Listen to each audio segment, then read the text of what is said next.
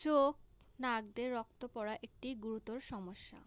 চোখ দিয়ে রক্ত পড়া, যেটিকে সাবকনজাংটিভাল হেমোরেজ বা চোখের রক্তনালী ফেটে যাওয়া অথবা ইমিউন থ্রম্বোসাইটোপেনিয়া বলে। এর হোমিওপ্যাথিক চিকিৎসা উপসর্গ ও কারণের উপর নির্ভর করে।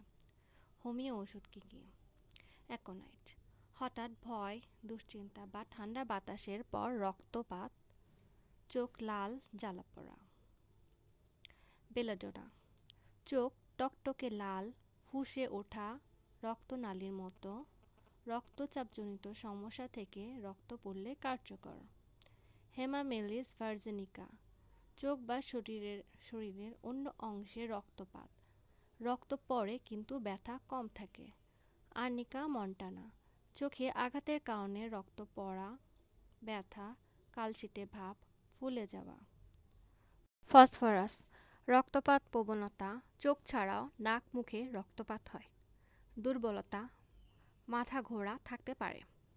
ক্রোটালাস হরিডাস, গাঢ় জমাট বাঁধা রক্তপাত, রক্ত জমাট বাঁধতে সমস্যা হলে উপকারী।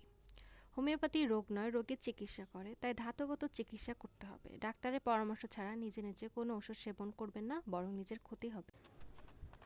ভিডিওটি ভালো লাগলে লাইক, শেয়ার ও কমেন্ট করেন। পরবর্তী ভিডিও পাওয়ার জন্য চ্যানেলটি সাবস্ক্রাইব করেন ও বেল আইকনে সি অল ভিডিও অপশনটি অন করে রাখেন। ধন্যবাদ।